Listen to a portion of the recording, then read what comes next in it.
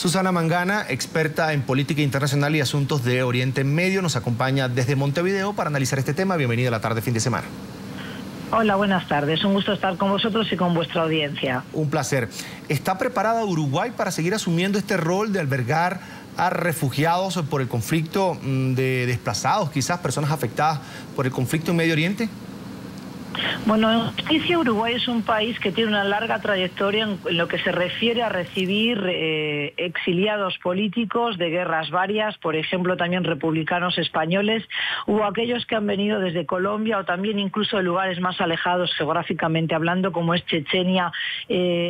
próxima a Rusia, ¿verdad? Ahora bien, este colectivo, el de los sirios y además siendo ellos musulmanes, ha despertado una suerte de debate, primero a nivel político, después polémica dentro de la sociedad uruguaya, y esto deja claro y de alguna manera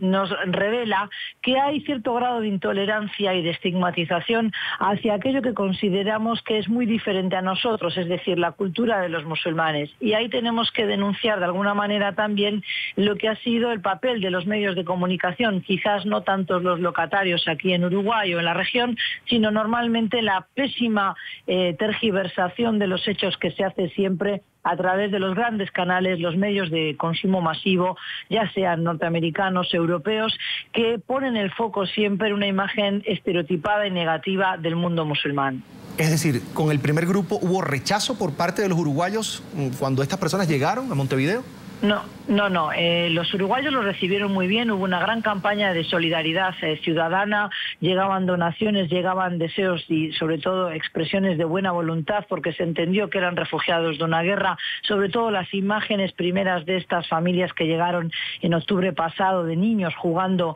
a la pelota o corriendo en un patio escolar, por ejemplo, eso tranquilizó también a los ciudadanos, incluso a los más reticentes. Ahora bien, después los medios de comunicación muchas veces han puesto quizás el foco en cuestiones de violencia doméstica como si solo este colectivo tuviera ese problema entre sus, digamos, integrantes, sino como si fuera un flagelo que castiga también a la ciudadanía uruguaya por igual. Con lo cual yo creo que hay también una voluntad, no digo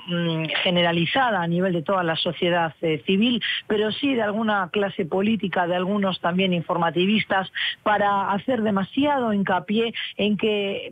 finalmente este grupo puede ser objeto de problemas de integración en el futuro. Y yo creo que eso es una falacia, porque son apenas 100, 120 personas. En caso de llegar estos 72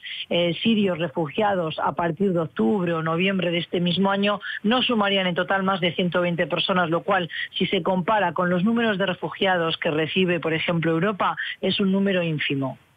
Señora Mangana, se habla de dificultades culturales cuando estas personas llegan a, por ejemplo, Uruguay. ¿Qué es lo que pasó cuando ellos llegaron allí, el proceso de adaptación? ¿Qué pasó? Bueno, diferencias culturales siempre va a haber porque evidentemente son personas que provienen de una cultura mucho más conservadora que la uruguaya, mucho más patriarcal, donde los roles de género en general, pero sobre todo el papel protagónico del hombre dentro y fuera del hogar, eso hoy no está bien visto ni recibido en la sociedad uruguaya, que es una sociedad, como ya se sabe, que ha aprobado leyes muy progresistas, incluso si se compara con otros países aquí en la región, en América Latina. Con lo cual, yo creo que hay grupos y colectivos también en Uruguay que velan para que no se viole de ninguna manera alguno de los derechos humanos de otros ciudadanos, sean los derechos de la niñez, los derechos de la mujer, y por eso digo que habrá que esperar a que de alguna manera también la sociedad uruguaya vaya comprendiendo más y aprendiendo más acerca de lo que es la cultura árabe y la civilización islámica, para que así también se respete y se tolere esas diferencias, sin que aprobemos todo lo que ocurra con este colectivo, pero sí entender que si queremos ser un Estado de Derecho y una democracia real, tenemos que entonces respetar que hay diferencias y aprender a convivir con ellas. Hablemos ahora de los beneficios que le ofrece Uruguay a este tipo de personas. Bueno, los beneficios claramente, primero que nada, es vivir en paz, vivir en un territorio donde no hay guerra, donde no van a sufrir discriminación por razón de credo o de etnia, y eso ya es mucho hoy día. Pero por otra parte reciben también una ayuda económica bastante interesante porque son familias muy numerosas, se les da vivienda, pero también se les permite la escolaridad gratuita para sus hijos, también la atención médica. Ya se sabe que en Uruguay el sistema de salud es bastante comprensivo, bastante integral, y por tanto tiene una cobertura igual a la de los uruguayos, o yo te diría que incluso en algunos casos ha sido excelente, ¿no? Porque han podido tener, algunas madres han tenido ya hijos aquí en Uruguay y han tenido un trato realmente de primera calidad, pero además han estado en una habitación para ellas solas y sus bebés, con lo cual yo creo que es un trato que no todos los ciudadanos de Uruguay reciben. Eso es lo que también muchas veces